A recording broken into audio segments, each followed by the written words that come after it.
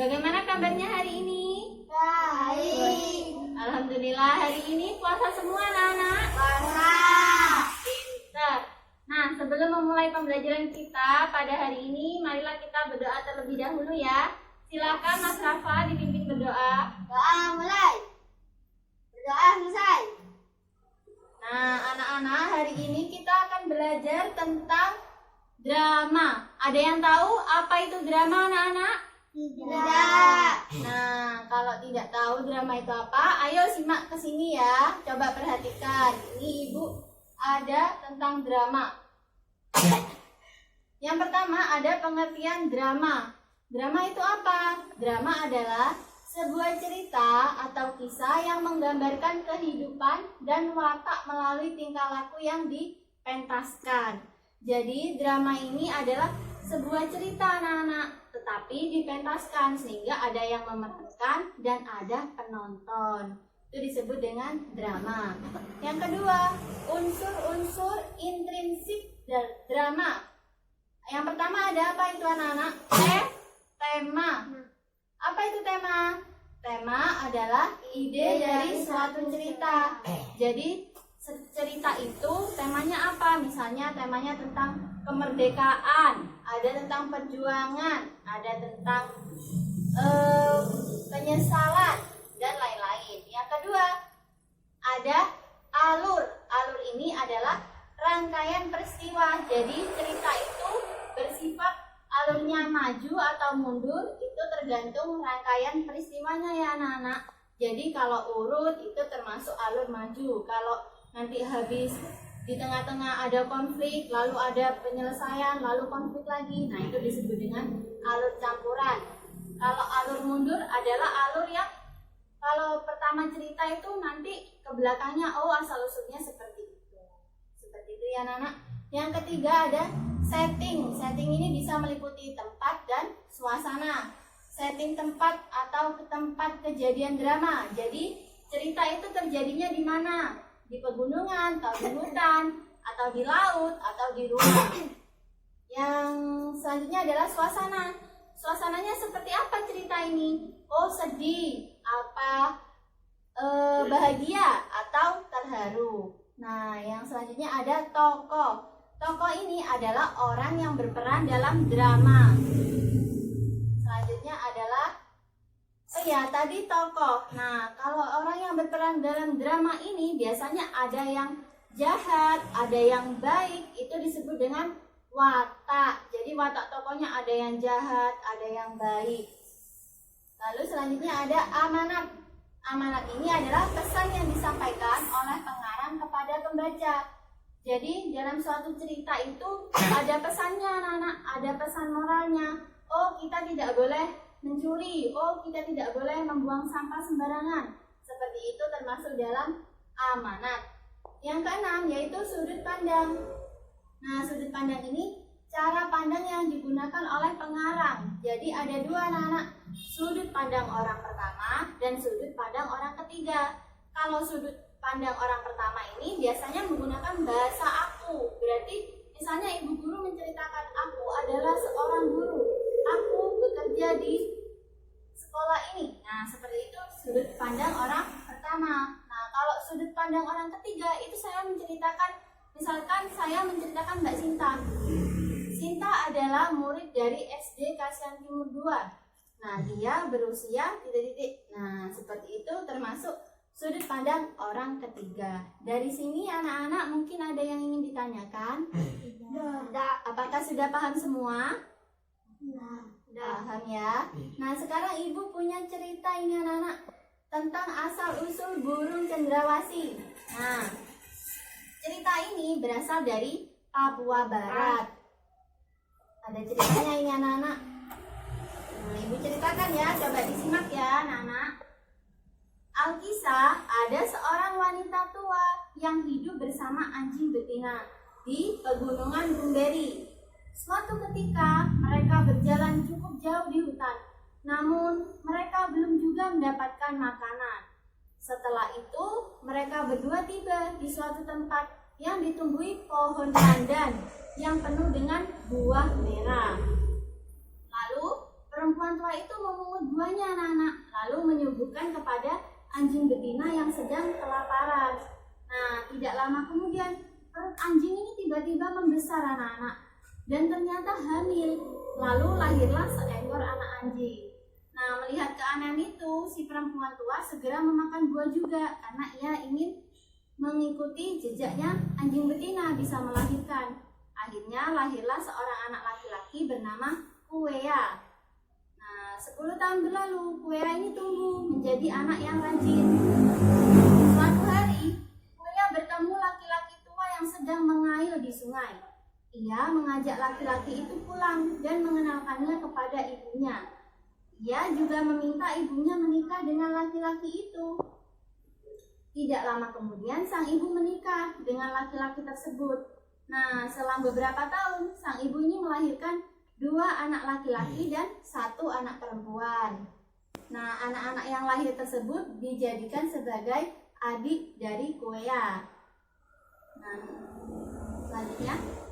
Namun, dalam perkembangan selanjutnya, hubungan persaudaraan di antara mereka ini semakin memburuk karena adik tirinya tadi merasa iri terhadap Kuea.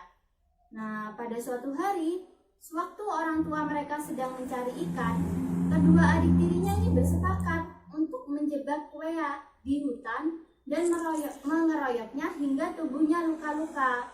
Nah, hal ini dilakukan karena mereka iri anak-anak kepada Kuea. Jadi, mereka mengeroyok Kuea hingga tubuhnya luka-luka.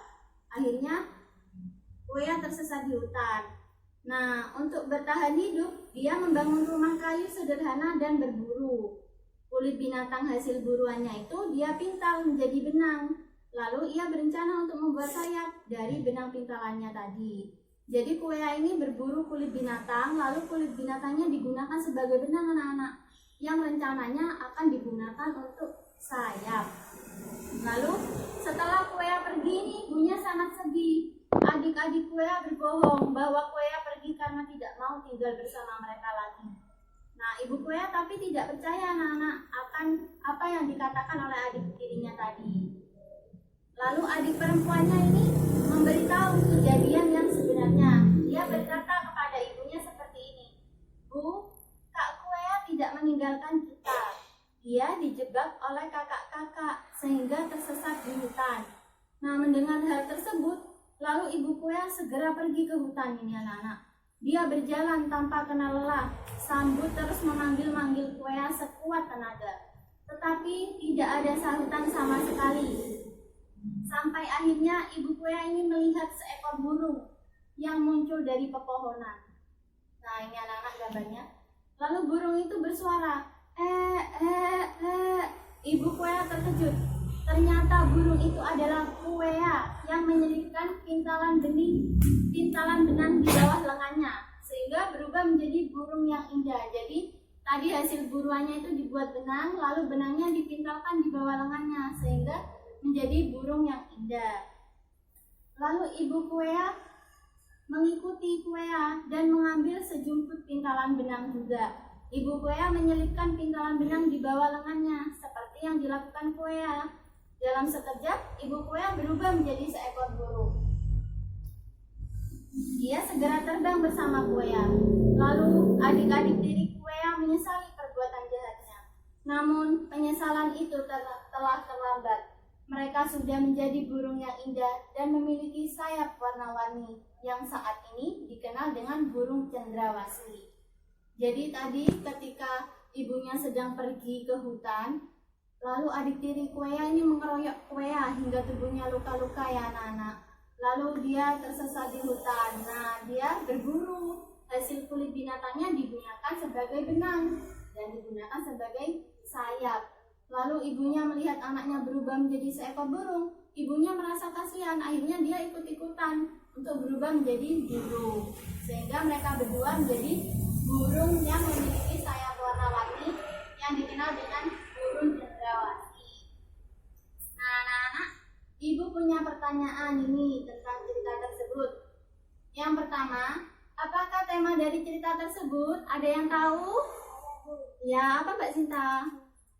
Penyesalan, iya, karena tadi adik tirinya mau minta maaf, tetapi ibu dan Kuea sudah berubah menjadi burung sehingga tidak sempat untuk minta maaf. Lalu yang kedua, bagaimanakah alur cerita tersebut? Tadi ceritanya mulai perkenalan dari ibu Kuea mengandung, lalu Kuea kecil dan hingga Kuea menjadi burung. Nah, kira-kira ceritanya ini urut atau enggak ya, anak-anak? Nah, kalau urut tadi termasuk dalam alur maju, pinter. Nah, di manakah tempat cerita tersebut terjadi? Ayo, di mana? Oh ya, Mas Rafa. Pegunungan Bumberi. Di Pegunungan Bumberi, pinter Mas Rafa.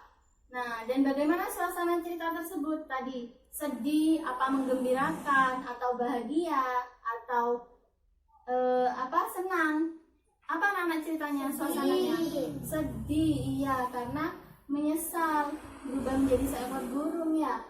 Lalu siapa saja tokoh dalam cerita tersebut? Siapa yang tahu? Ya, silakan Mas Revan. Kuea, ibu Kuea, adik Titi, ayah Kuea, adik Betina. Iya, pinter. Tadi tokohnya ada Kuea, ada ayah Kuea, ibu Kuea. Adik tirinya ada 2 adik laki-laki dan 1 adik perempuan. Lalu ada anjing betina. Nah, bagaimana watak masing-masing tokoh dalam cerita tersebut? Nah, tadi siapa anak-anak yang jahat? Adik tiri. Adik tiri yang jahat. Lalu yang baik siapa? Kuea. Nah, yang nomor 6, sudut pandang apa yang digunakan dalam cerita tersebut? Tadi menceritakan Kuea. Nah, menggunakan kalimat kata ganti dia. Jadi orang pertama atau orang ketiga? Orang ketiga. Sudut pandangnya pinter.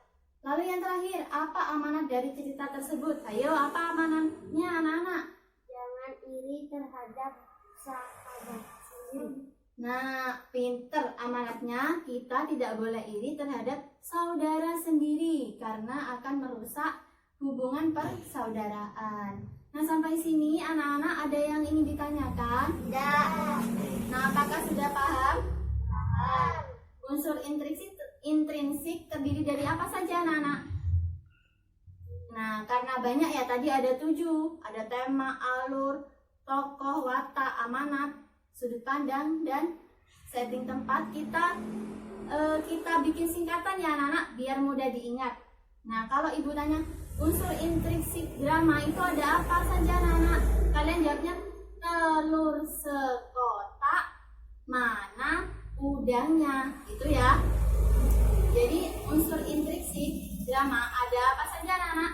Telur sekotak, mana udangnya. Jadi ada tema, alur, setting tempat dan suasana, tokoh, watak, amanat, dan sudut pandang. Sudah paham anak-anak tentang drama? Baik, kalau begitu, kalau sudah paham, kita akhiri pertemuan kita pada siang hari ini. Semoga minggu depan kita bisa bertemu kembali untuk pembelajaran selanjutnya ya anak-anak. Nah, sebelum menutup pembelajaran kita pada siang hari ini, alangkah baiknya kita berdoa terlebih dahulu. Silakan Mas Rafa dipimpin berdoa. Berdoa mulai. Berdoa selesai. Nah, terima kasih anak-anak, semangat ya puasanya. Ibu akhiri, wabillahi taufik wal hidayah. Wassalamualaikum warahmatullahi wabarakatuh. Waalaikumsalam warahmatullahi wabarakatuh. Selamat siang anak-anak. Selamat siang Bu Guru.